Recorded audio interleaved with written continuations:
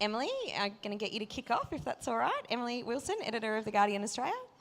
Hello, everybody. I'm a Guardian old-timer. I've been with the company 16 years, the last 2 in this country. Before that, I was a horrible tabloid hack, and I worked at the Mail and the Mirror, and the only reason I didn't do any phone hacking was because no one told me how to do it, or I would have done it if I'd been asked. And I'm lead a team of 42 full-time journalists in this country, with another sort of 18 quite full-timers on contract, and it's going well. Simon. I'm Simon Creer. I'm editor of BuzzFeed Australia. I've been in Australia 5 years. I worked previously in the UK for the Times and Sunday Times for 10 years. In Australia, I worked for News Corp before I've been working for BuzzFeed. BuzzFeed launched 2 years ago on Monday, so the 1st of February 2 years ago we launched. And we launched with 3 people in Australia, and we now have 30 people here, 23 of them are journalists. Hi, I'm Jen. I'm the Australia editor of Mashable. I started my career at Yahoo before going to news.com.au and joined Mashable a year and a half ago when we kicked off here. We have a smaller team than these guys. There's 4 of us in total, but we work with the US team, which is globally 300 people. Yeah, we actually have 3 former News Corp staff up here, myself, Simon and Jen, so I don't know what that says, but read into it what you will. Jen, can I just ask you, while we're just on the back of your intro, we're sort of more familiar with the models at BuzzFeed and Guardian. Just to give us a little bit of insight, my understanding is that Mashable, with your presence here, you're looking to create Australian content, which you then feed back into the US presence, not so much to create an Australian presence the way Guardian Australia has, for instance, and that you can then tack on Australian advertising into that content. Is that the case? Do you want to just give us a little bit of definition around it? Yeah, at the moment, it's definitely that with a small team here. So the company motto is, I guess, you can do a lot with one person and a laptop. So at the moment we have a global website. We have an Australian edition, but the only difference is a panel at the top which you can update manually with Australian content. The rest of the site is the global website, so everyone around the world publishes to that website, therefore going out to 43 million people. So I guess what we do here is we look for cool Australian stories that we then want to send out to the world and make them go viral globally. So that's kind of what we do. Fantastic. Okay, so the topic for today is digital invaders, and all 3 of the editors up here have been very successful in growing their Australian audiences, probably more so than maybe you expected when you set up, from my understanding. I was wondering if we could kick off by asking, why do you think that is? What do you think the legacy media in Australia is missing, and what do you think you're bringing to the table that has enabled you to cement a presence so quickly and so strongly? We didn't expect to do as well as we have.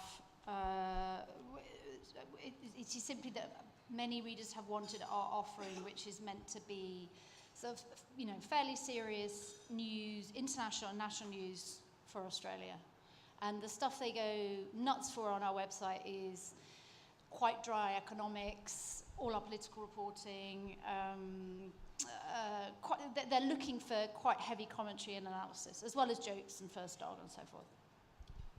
We launched because we already had an audience here who were interested in entertainment that BuzzFeed is well known for. So we started off with a small team doing identity-based content around, in the formats that BuzzFeed is well known for, lists and quizzes, and that's very much where we were for the first sort of 12 months, experimenting with understanding the identities. BuzzFeed content is mainly distributed by people sharing it, so people sharing it on Facebook, Twitter, Snapchat, Instagram. Young people, our core audience is very much 18 to 30, and that's where the majority of our readers are. And so we laid a foundation with that, and then over the last 12 months we've added in a news team, and so we have a politics team, some reporters covering various different beats, and they're like identity beats. So we have an Indigenous Affairs reporter, we have a LGBT reporter, we have a reporter doing gender, and those are things that people really want to share and want to really get into because they're really about them. And then we have a lifestyle team, and for the last 6 months we've been doing video, which you may have seen popping up on Facebook. So we're at the stage now, although we're small, that we're kind of full stack in terms of the different kind of offerings we've got within BuzzFeed. I might just pause it. Sorry, Jen, I'm going to come back to you. But you've said what you've got, but what are the others missing? Why? I mean, some of the traditional news organisations in Australia, they're doing Indigenous Round, they're doing, entertainment reporting, they're doing lolcats now, probably a bit too much. What are they missing? What's the gap? I think for us, where we have made a big impact really quickly is because we're really, really good at social. And that's our distribution method. We have a very small number of people coming to our homepage as in terms of the stories. So like for us, Facebook is the homepage, or Twitter is the homepage, Pinterest, the places where people are consuming content. And really, we're in competition not so much with traditional Australian media or with The Guardian or Mashable, but with the things that people do every day in the morning when they flick open their phone. They can be looking at photos of their family around the world, or things their friends did last night, or they can be looking at a piece of content from our website. And that's where we are. And increasingly, people aren't even coming to BuzzFeed.com. They're basically spending time on instant articles. And we were one of the launch partners there. And I know that now Fairfax are doing that in Australia. But I think our advantage and what we're doing really, really well is kind of being ahead of the curve and being where the audience is going and figuring out our business on the back of that. Jen, do you want to weigh in? Yeah, I definitely think we're not precious with where our content is. The same, we don't care about our homepage as much as we do about social. I think most of our traffic, 45% of our traffic comes through social and only 15% through our homepage. So it's more a branding destination than it is where our content is picked up and read. Also, I think what we do differently to legacy media is the way we use technology. And so we have tools that help us predict trends, help us predict what people are reading. So we have a tool called Velocity, which we plug in every single news website in Australia and Facebook and Twitter, and it predicts shares for us. So I can tell that a story that someone wrote on, say, The Age is about to get 5,000 shares, and I might want to jump on an angle of that story, find my own angle, and then follow through with that. So we've got these predictive tools that just make it a lot easier for us. It allows us to be lean, allows me to work with 2 journalists and myself and publish a lot of content that our audience definitely wants to read.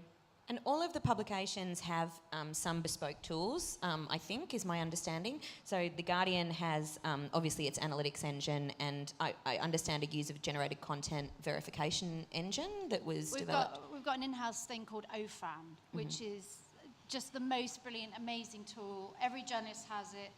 It's on your screen the whole time, so it's kind of a mixture of sort of super sophisticated heat map, and then if you go through to article level, there's just nothing you can't find out about who's reading that piece, how, when, where they're going.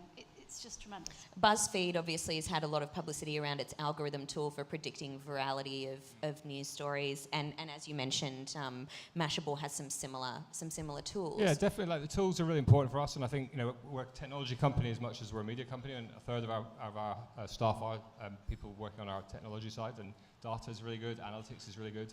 But actually, I think the way that we're cutting through is because we're actually just really good at being in the internet and understanding that that's actually a place that things happen and reporting happens. And that's where, I think we can be a little bit different from legacy players. It's still, we're not so interested in what's trending on The Age or what's happening on another website. We're actually interested in getting inside the internet and finding where the stories are and writing the original first take ourselves. And actually breaking news, that's like a real ambition in terms of making impact. It's like original reporting. Unfortunately, though, some of those tools are bespoke and they are unique to each of the publications. What do you think, more generally, for working journalists out there are going to be some of the transformative technologies going forward? And what do you think journalists nowadays need to be able to do or know to operate in multi-platform newsrooms? I think process tools are becoming really important. So we use tools such as Trello, which is a planning tool. So our newsroom runs on that. When I write a story or one of my staff writes a story, they post a card and then that gets picked up by an editor wherever around the world and then gets published, and this card gets moved along this planning tool. With that, we use Slack as well, which I'm sure a lot of people use, so which is a chat program that lets us be in sync with the rest of the globe and not working, I guess, in a little pillar in Australia. Anyone else want to add anything? Yeah, we definitely use tools. As you probably know, we have now 11 editions globally, so we're in a kind of daily conversation with New York, with LA, with London, with our newsrooms now in Tokyo and Mumbai in our region. So there's a kind of global conversation. So certainly chat software is really important. But I think as much as anything, I think with my guys, it's about mastering the technology, using it, harnessing it, looking at the data, listening to the audience, having a really good feedback loop, but also not losing sight of the fact that like a story actually a lot of the time exists beyond all that technology, and actually like getting out there, getting foot leather on the ground, walking and speaking to people is just as important. Yeah, and the basic rules are completely unchanged, whatever platform you're working for, and that's not being a credulous idiot and not taking what you're fed as fact and not believing that there's some Vietnamese guy called fuck that bitch just because he put a picture up on Facebook of his passport or whatever. The key tenets of journalism, according to Emily. Make a phone call. We broke that fuck that bitch was not called That's fuck that bitch. very good. So the hope blasting is really good. I mean, we didn't do that story, we passed on it, but somebody in our LA office did it. I'm going to ask one more general question before I move on to some specific questions for each of you, and then we'll move on to audience questions. There's always been a separation of church and state in that money has never been discussed by editors, or it's been kept very much at arm's length from editors. I get the sense that shift is, that there is a shift there, and that editors are being asked, to contribute to development of models and for input.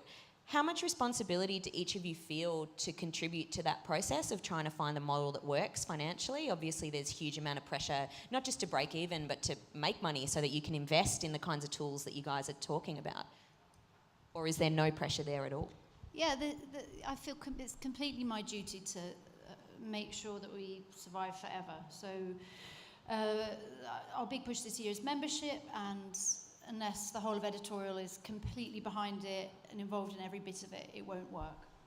I do also think that editors have always been interested in whether their businesses are making money. I don't think that's anything new, and I think for us, we have a kind of clear line of church and state in that, like, the people who are reporting are not the people who are making the native advertising. They're different teams. But certainly, I, like Emily, have a real interest in BuzzFeed being a sustainable business and being a business that grows. And so it's definitely in my interest if I can, share some of the insights into what our audience are interested in with our business team, and that can allow them to create really compelling content for brands. I think if our reporters were ever, being tasked with actually writing, like some of our competitors are in this market, content about brands, then I think that would definitely not be something that I'd be happy with. But that's not something that we're worrying about. So. Yeah, same. We're church and state, so there's no crossover besides us being very interested in our traffic and feeding that back in, much like Simon. Obviously, there's been quite a lot of publicity around The Guardian and some cost-cutting news that's come out of the UK because of the CEO saying that there's too much financial pressure being put on the trust, and that the business has to be self-sustaining, and that there needs to be a push towards it. As part of that conversation, there's been discussion that the Guardian Australia has been given 2 years to make profit, or at least break even. And there's also been, sorry, I'm doing double barrelling, which breaks every tenet of journalism, but that's fine. And also that there's been some discussion around Graham Wood and the relationship with him, who's one of the investors in Guardian Australia. Where's the truth in all of this? So there's been no discussion other than some really pernicious and untrue reporting in the Australian. We are doing 20% cuts in London, and as not to underplay the seriousness, but in my 16 years at The Guardian, we've sort of yo-yoed. We've periodically hired loads of digital people, then we've had a round of redundancies, then we've hired more people than we've had. So this is another round, well, not necessarily redundancies, it's another round of cuts, but Australia is completely insulated from that, as is our American operation. So, but for how long? Actually, here we're a separate financial body, so we don't cost London anything, and we never will. In terms of this sort of 2-year thing, we have a 5-year business plan, and the plan is that by the time we run through our investment, we'll be in profit, and we are absolutely to a pin on track with that original business plan. How's the relationship with Graham Wood? He's an ideal investor. I don't have a relationship with him at all. I've met him about 3 or 4 times. He seemed very nice. He has no contact with the journalists. he recently sort of came out after the Australian ran a story about he might call in his loan. He went to the Fin and gave some sort of interview, but he didn't tell me he was going to do that, and we had no contact since. So he's a perfect investor for journalists. In that he stays well out of it. Yes. Simon, recently we saw BuzzFeed in the UK have a massive scoop with the tennis story, which I'm sure most people in the room would be aware of. When I was listening to some of the coverage of that story on ABC Radio, I think it was, they were talking about the tie-up between BuzzFeed and BBC, and they felt the need to describe BuzzFeed as an online news outlet. They didn't offer any such explanation of what the BBC was. Despite the fact that BuzzFeed is still breaking news. They've got, you guys have done some amazing work on the Indigenous round in particular with a Walkley nomination. Somehow you're still often pegged in the lolcat basket, I think, by a lot of people. How frustrating is that for you, and how much do you have to do before that doesn't happen anymore? I don't think it's too frustrating, to be honest. I mean, I've sat in Gavin Morris's office and talked to, and he's clearly very aware about what BuzzFeed is, and I think that you need to think about who the ABC's audience are. It's above 60 on average, and they probably don't know what BuzzFeed is. And so I don't think we need to do too much explaining to the majority of young Australians who are consuming our content what we are. I think the tie-up with the BBC, this is a story that was worked on in our London and New York offices. Took a whole year of work, and it's not finished yet. It's just begun, really, and we've seen an amazing impact, really, in the press conference yesterday, and the very serious nature of how it's been taken by 7 different tennis bodies coming together. The tie-up with the BBC was a way of amplifying the story. We are as a news organisation in the UK and in Australia, and so tying with a brand like the BBC in order to get the story out. And Heidi appeared on ABC News very shortly after the BBC News story broke. She had an ABC News interview here in Australia. So we're working with partners, and we've got some other things coming up in Australia with partners as a way of kind of taking our journalism and our storytelling out to a bigger audience. We're very good with our core audience. We have a really good kind of saturation with young millennial Australians under 30, but we're very keen to kind of broaden our brand out into other people as well. Can you say anything about the other partners that you're working with in Australia? Not at the moment, but it'll become apparent very soon within the next few weeks. Ooh, the next few weeks. Emily, have you got any similar partnerships coming up that you wanted to? No. Damn it. I tried. Jen, I was wondering if you could just tell us a little bit about what your Australian audience looks like and how you're planning to grow it going forward. You've said that you're not looking to be, at this point, a destination like Mashable Australia, the way that Guardian Australia is a destination site with a dedicated homepage. But is that something you'll be looking at in future? And are you looking to get more staff and bulk up? Yeah, we're definitely looking to expand here. It's just, as I said, we like to be lean and we like to check out the market first, so that's what we're doing.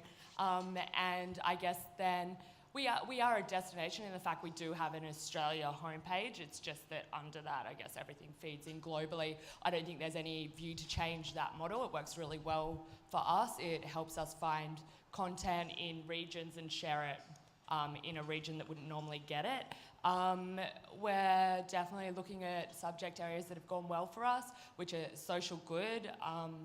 Environment has done really well for us, in science, and we still have a very much our core in tech, and also pushing really into the viral, because as much as we want to explore tech and do longer form stories there, viral is where our traffic is based. So it's just like trying to keep that balance as we grow, and get some good reporters on board, and definitely push more into original content. Are you able to give any numbers around Australian kind of audiences, or is that not something Mashable breaks out? We don't break out our... Oh, I tried. I keep trying, and that's all right.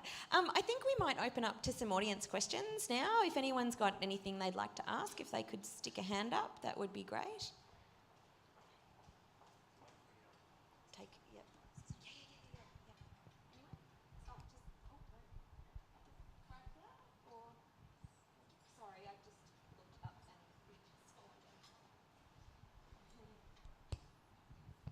Hi, I'm Melissa Singer from The Age. We've got an election, federal election, coming up this year, and the last election, and the one before in particular, were known as the Twitter elections. What do you think will be new and different about the media coverage of this year's federal election? and how are you guys starting to plan and strategize around it without giving away too many trade secrets? Well, I think Facebook has made massive inroads into trying to be more aligned with what the things people are talking about. And I think we've seen that now Facebook is a place, obviously, that all of us get a lot of traffic for, but it's a place that news is surfaced much quicker. It used to be that the Facebook sort of trending algorithm was a day behind, and now it's very, very current. So I think if people are sharing politics on Facebook, definitely that's somewhere we're going to be.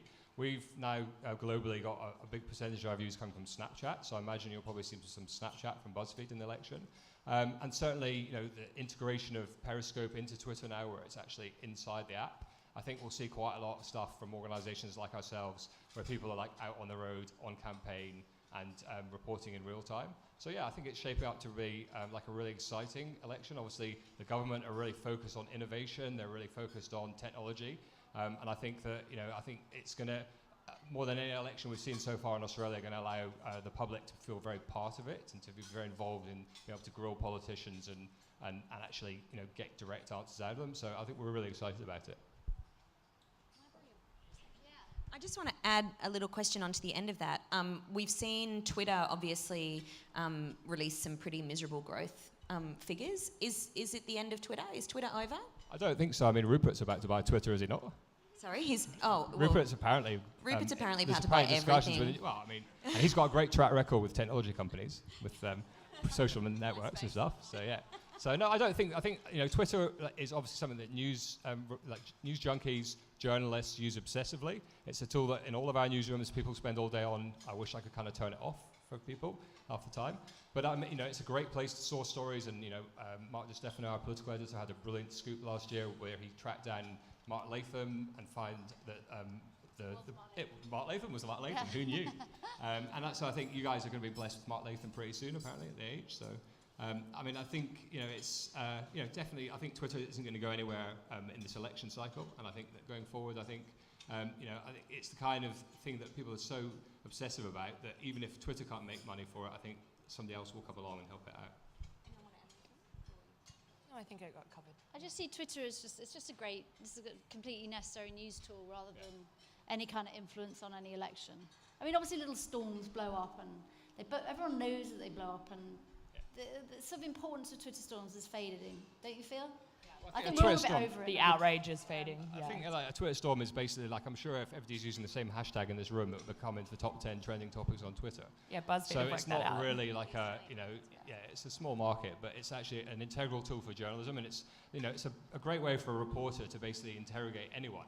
You don't have to, if somebody's on Twitter, you can ask them direct questions and get at anyone. So it's a great tool for readers as well to get in touch with journalists. So yeah, it's fabulous.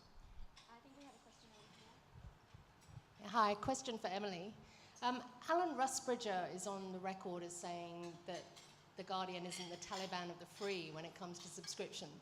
And Kath Viner's also said it's not off the table.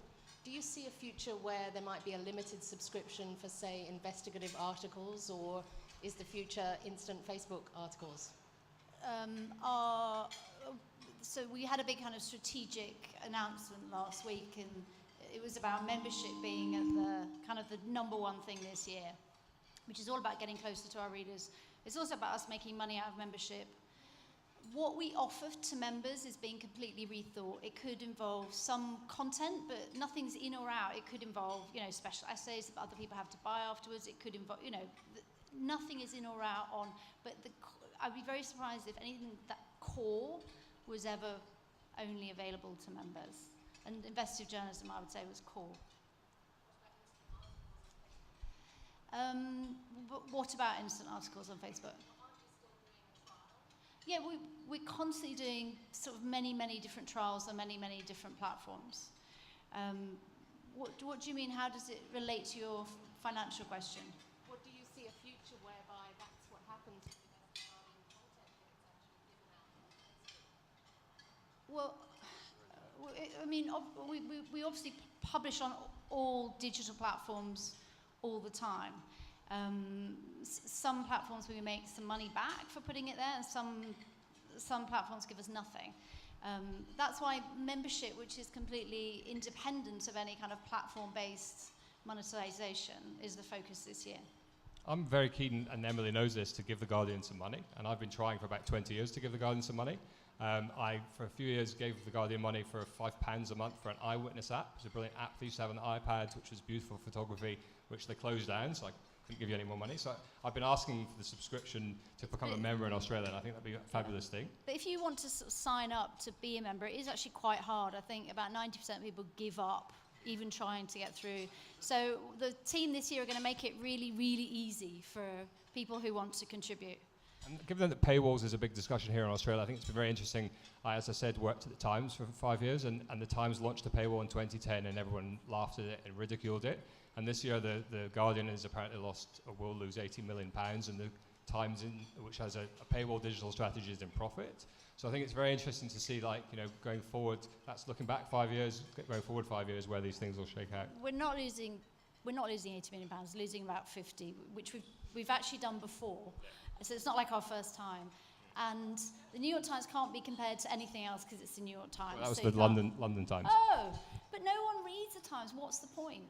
I mean, like, why would you? I'm not going to defend. It's so dispiriting for journalists to be writing for 4 people, So well, I mean, I think the Times of London sells 400,000 copies a day versus the 120 that the Guardian sells. Whatever. Well, no, it's 200, and also we've got 140 million readers online, which we won't forget.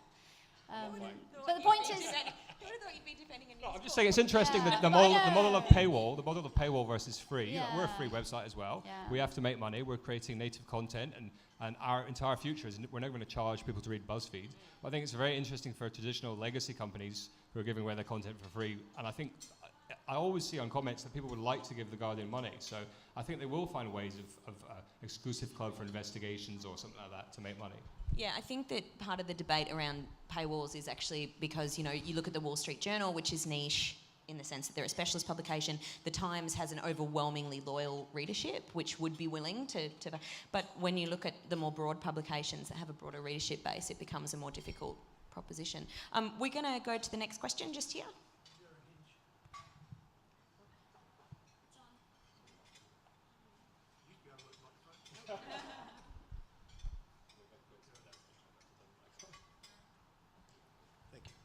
Sorry, for Emily.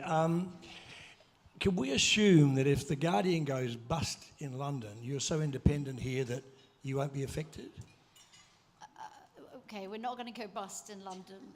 We're not going to go bust in London. So it's complete. I mean, we're touching wood. We're so lucky to have the big fund that we do, to be a trust.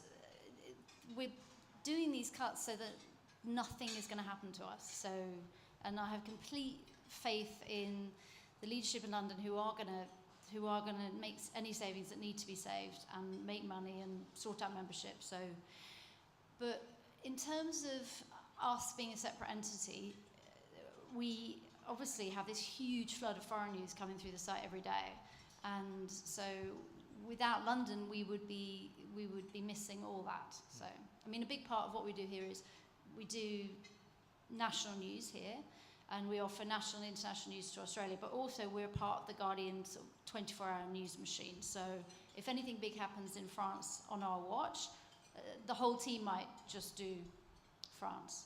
So that when the rest of the world wakes up, the whole website's full of completely live content. So we are part of the machine as well. Yeah. Okay. Second question for anybody on the panel: when did mainstream media become legacy media? It sounds like something out of World War I. Legacy media, where did this come from? I think legacy media is companies that were in existence before the internet arrived. And so a company that was pre the invention of the World Wide Web, I guess. I mean, most legacy companies are on the internet as well, but companies that are pure internet companies are the new, I guess, and everything else is legacy. I think it refers to people who've got papers still, which makes me legacy as well. Okay.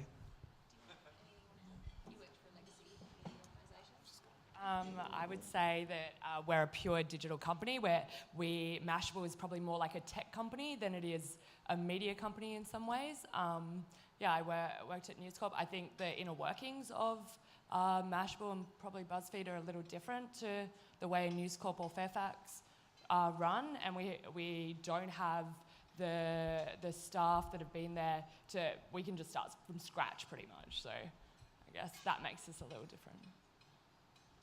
Next question.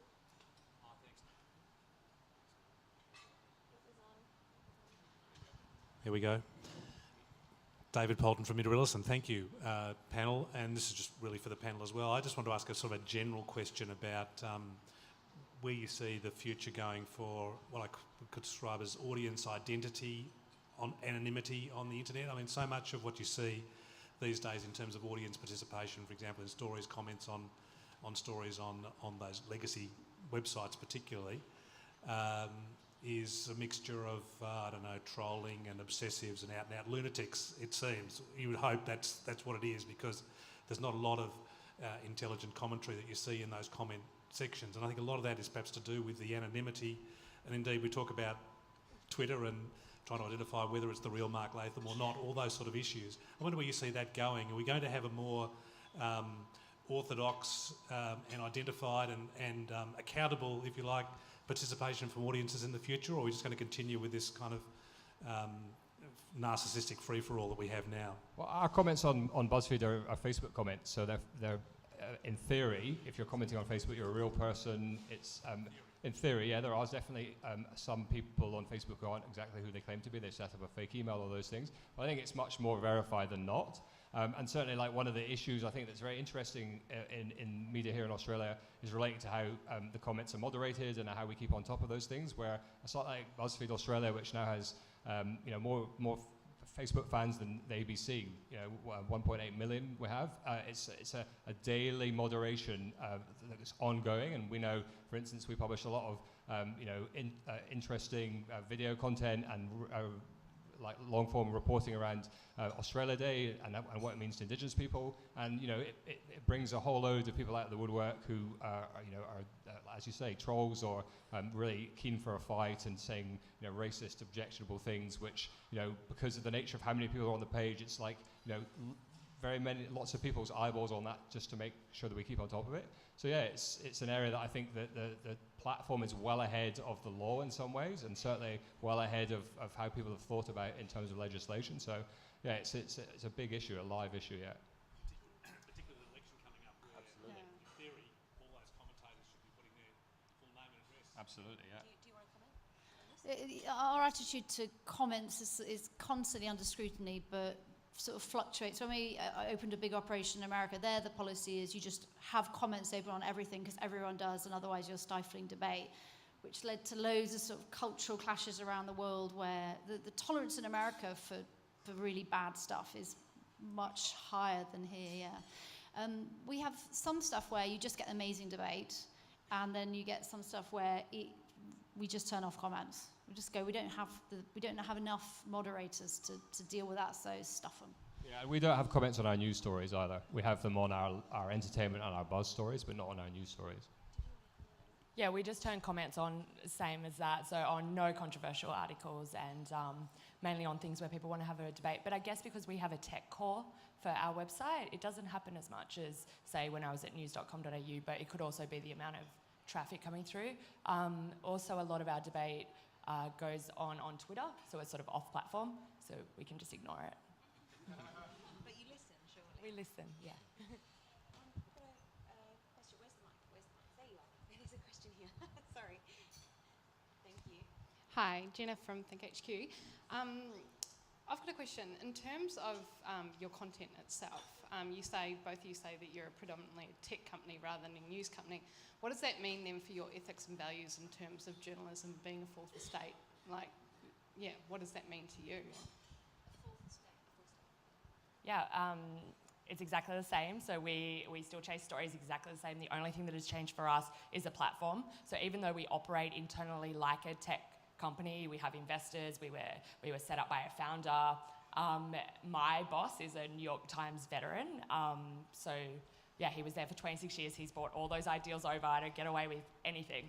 And neither do my team. So on every story we do, we make a call. We often send a journo out. We definitely do not just sit behind a desk and even though we do just sit behind a desk and pub out stories, any chance we get out there and get amongst it, and we tap into our global network as well to get original content. So yeah, the same. We're definitely like have a core of being a tech company, but we have we have 400 journalists around the world, and I think similarly we have many people with great experience. Janine Gibson, who used to work for the Guardian, sending us in the UK.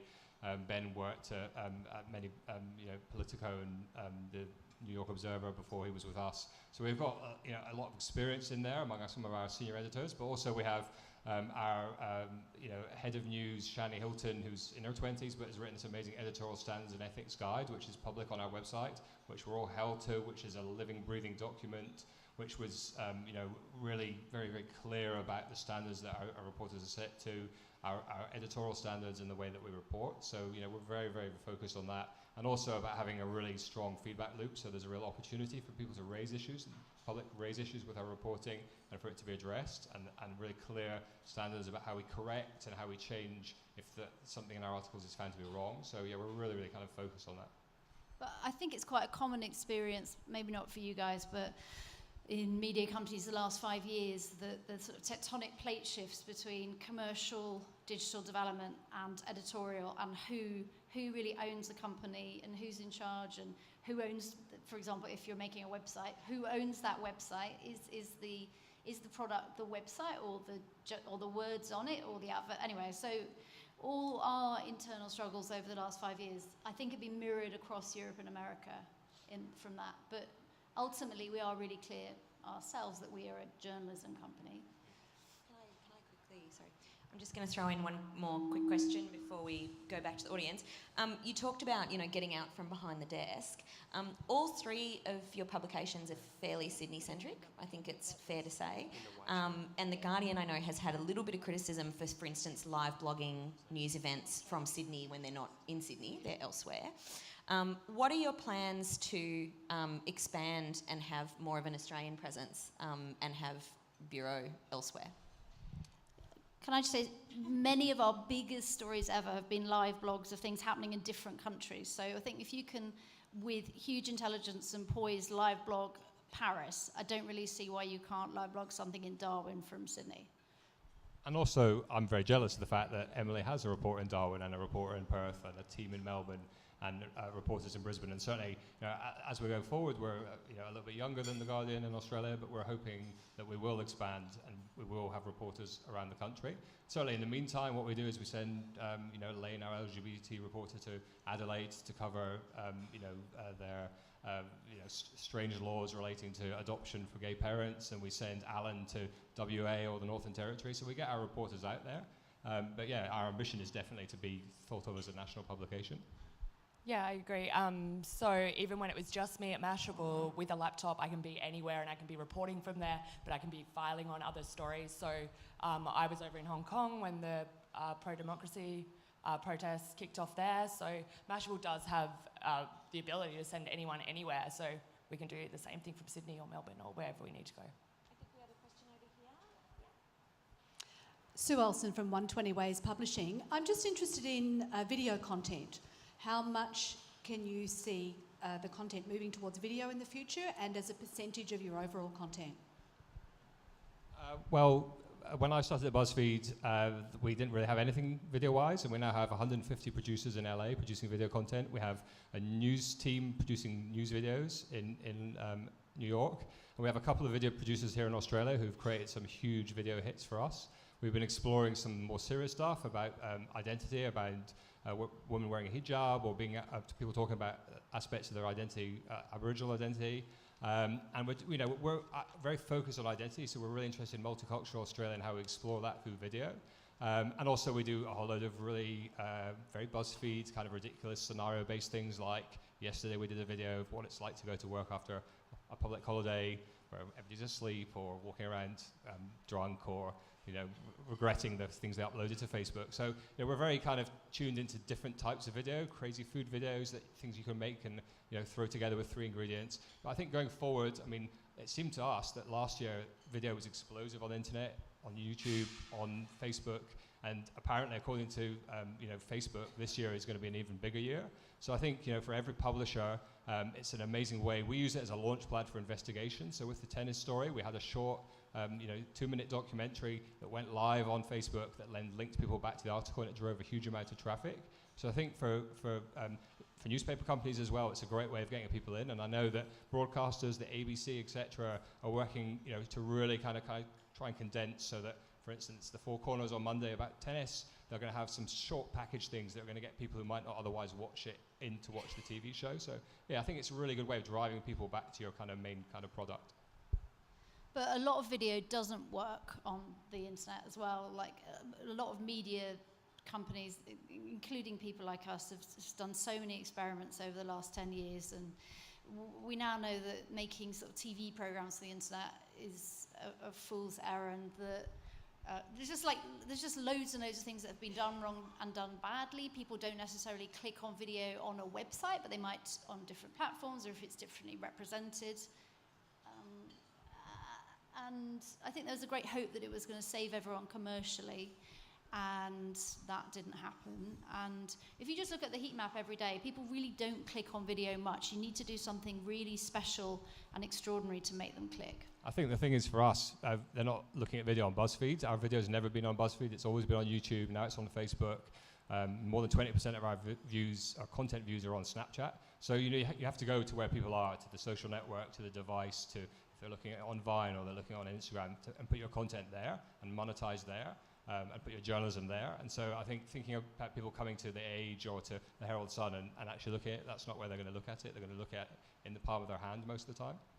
Do you want to quickly add to this? Oh yeah, I just think you need to be a bit more creative with video, as Emily said, so no talking heads, and that's definitely what we try to do at Mashable. Like, we've had growth like this we went from 0 to 100 people in New York just working on videos, so it's definitely a big push for us still.